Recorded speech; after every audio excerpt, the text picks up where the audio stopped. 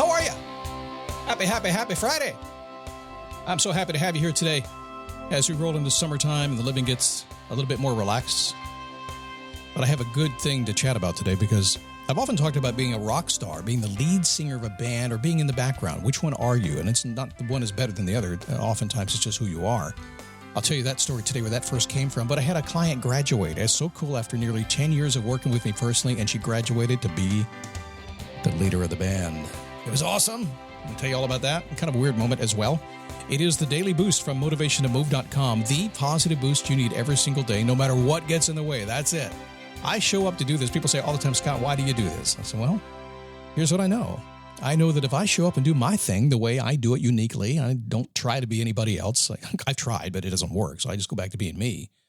I show up and do my thing, and somebody somewhere in the world, usually more than one, will be impacted by it. As if I reached through this podcast and grabbed you and just pulled you forward through your day. I gave you an idea that got a little bit more motivation in your step, that gave you a strategy maybe you haven't heard before, or maybe something you've heard 1,000 times and didn't hear it the way I said it.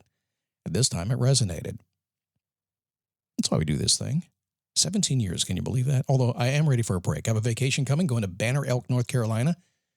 Be there 2 weeks, and then a few more days after that, almost 3 weeks off. It's awesome. Yeah, the podcast will still be here because as I talk to you today, I think I'm recording 20 programs today. Yeah. Seriously, in about 4 hours. Do what you love. Makes it a little bit easier, doesn't it? My name is Scott Smith. I'm the founder and the Chief Motivating Officer here at motivationtomove.com. So happy to have you here today.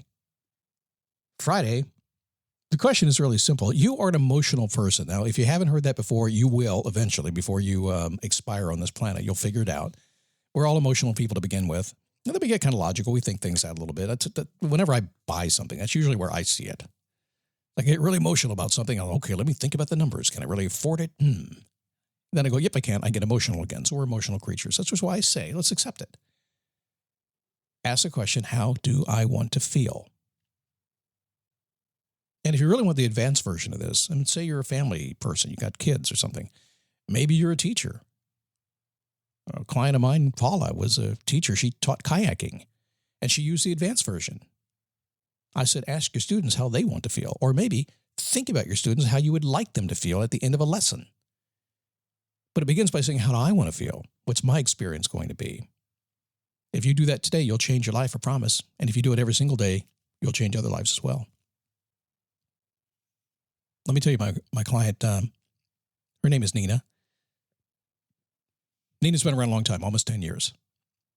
And I remember I met her at a conference in Las Vegas. I was on stage speaking, and it's one of those events where I didn't do all that well in terms of making money. Oh, I didn't think I did that well making money. Yet she was with me 10 years. It was weird. I walked out of there not making a sale, but I had her 10 years, so I actually could have bought a house. Just saying, okay? It's really, really fantastic the way this journey has gone. And the only reason it worked so well is because I was moving her along, and we were having we were making good progress, and life was happier through all kinds of ups and downs along the way. But then she got to the point, she came to me, Scott, she said, one day, I got an inheritance I didn't see coming, and now I need to retire. I don't know how to do that. I said, it's okay. You're going to graduate. It's time for you to move on. And then we just began to work at it for the next year and a half. And it took me back in time. I thought about my son, because she asked me about being a rock star. She'd heard me tell the story of my son wanting to be a rock star. And I asked him, I said, do you want to be a rock star? Or you want to be in the band? Is it okay for you to stand on the front of the stage? Must you stand on the front of the stage? Must you be that person who must be the person who has a spotlight on you? Are you that person, or are you okay standing in the back? Some people are okay with both. Which do you want to be? Are you willing to do whatever it takes to rise to the top? To be the person who can take that spotlight and carry the weight of the band and drive you wherever you guys want to go? Are you that person? Or are you okay being a support person? Well, ultimately, he tried that for a while, but he found he was much better being a support person, became that rock star kind of in the back office. And my client Nita was kind of the same way. She had done so many cool things in her life. I won't go into all the detail because, well, it's none of anybody's business but hers and mine. But she'd done a lot of cool things in her life, but she always is in service of others. And yet, when the service went off, when she didn't have to serve anybody else, what was she doing? She stepped into the spotlight and did some kind of cool stuff. Stand-up comedy, stuff like that.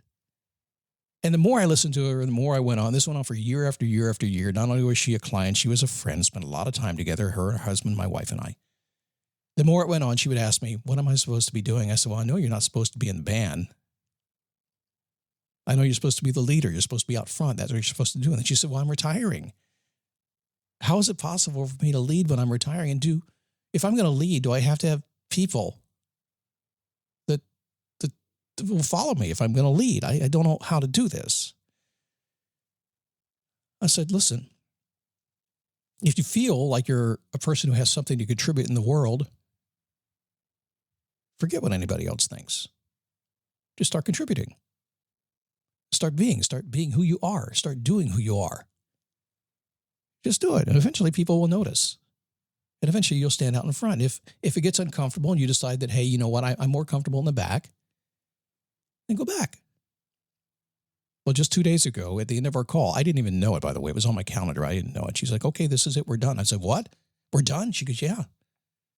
We're done. I said, okay, so now we're friends, right? She goes, yes, we're just friends. Like, great, I'm going to come visit you soon. We'll talk every single week as friends now. It's awesome. And she's off and running. We'll see what she does with it. I don't know what it is, but I know this as I talk about this today. A lot of folks who come into my world want to be the leader of the band. You've been working at a job forever. You've done the career, you've done the kids, you've done that kind of thing. But somewhere back inside, you've got something inside of you that says, you know, I'm just going to step up and make a difference in the world. I just feel like I'm a rock star on the inside, but I've never played one on the outside. So I always ask, which one do you think you are really, for real? So if you feel that on the inside, if you feel like, you know, hey, I'm not okay sitting in the back anymore, I want to get out and lead. How do you do that? You do exactly what I told Nina to do. You don't need anybody to follow you at all. You just need to begin to say, okay, I'm going to go be myself. And I know that's a big, broad, ambiguous thing to say, but you know what I mean by that. What do you do when you're doing you? This podcast, not to focus on me, but we are in our 17th year. And this podcast originated because one day I said, I think I can do that. Maybe somebody will listen. This is back when hardly anybody listened to a podcast. And I'll never forget, I'll go a little bit over today. I want to share this story with you because it's a good one. I'll never forget sitting down and spending month after month and a month pushing myself to write stuff and to figure out how to do this whole thing. Nobody had done it before. It wasn't easy back 17 years ago. You had to figure it out. I will never forget doing it. And it was hard. It was like, whoa, I'm a imposter. What are they going to think of me going out there and talking about the stuff that I talk about? I'm a total imposter. This is not going to work. It was a little chunky too, and I'm talking about fitness, right? But I wrote all these things and I put them out there, and one day I pushed the button and it went out on Podcast Alley, which was where this was pre-iTunes. And then what I did, what a somewhat overweight guy would do, I pushed the button on the motivational fitness show into the world, and then went to TGI Fridays and had Sesame Jack chicken and a couple of big beers. Yeah, we do what we're going to do, don't we? But I push my philosophies, my thoughts out there, having no idea. I put 21-minute shows out, little vignettes, if you will. And I came back about 2 hours later, checked my email, and about 20 people, it was somewhere in there, it was in their low 20s, had sent me emails. Somehow, some way, when I sat down in my little world and decided to create this little thing I've been doing now 17 years, and pushed it out in the world, then went and ate some Sesame Jack chicken and a couple of, they were Sam Adams beers and a whole bunch of French fries. People were saying to me, where the hell you been? Why did I just find you? And I said, well, because I just became findable. I just sat down and decided to make it happen. And how do we get 70 plus million downloads? I guess I never got up. I just kept doing it. I stepped into that spotlight I wanted to be in. I'm not great in the band, I'm not. If I'm in the band, I'm always looking at the front saying, I could do it better. I'm just saying, okay? I may not be able to, but that's just me. And by the way, I think a lot of folks, people, high achievers in the world that really want to make a difference in the world, you will usually walk into any room thinking, I could do that better. Right? Am I right? A lot of people say, you can't say that, Scott. That's not right. It's truth, though. It's complete truth. All right, enough of that. I'm going to save some for next week because I'm still fired up. All right, come to my Facebook page if you have not. Come see me. dailyboostpodcast.com/Facebook. I will likely get more involved in social media toward the end of summer, hiring some folks to help me do that because it's not my first priority, so I need some help to keep it bouncing along. Looking for that. If you're one of those people, contact me. And if you're not a Daily Boost Premium member, you ought to be. It's a good place to be. You'll love it, commercial-free, and the other stuff we do, including the Boost coaching calls. Just go to dailyboostpremium.com. It's very inexpensive for what we deliver. If it's a good fit, join. Stick around a while. If not, that's cool. Stay here. Have a great weekend. I'll see you Monday on the Daily Boost.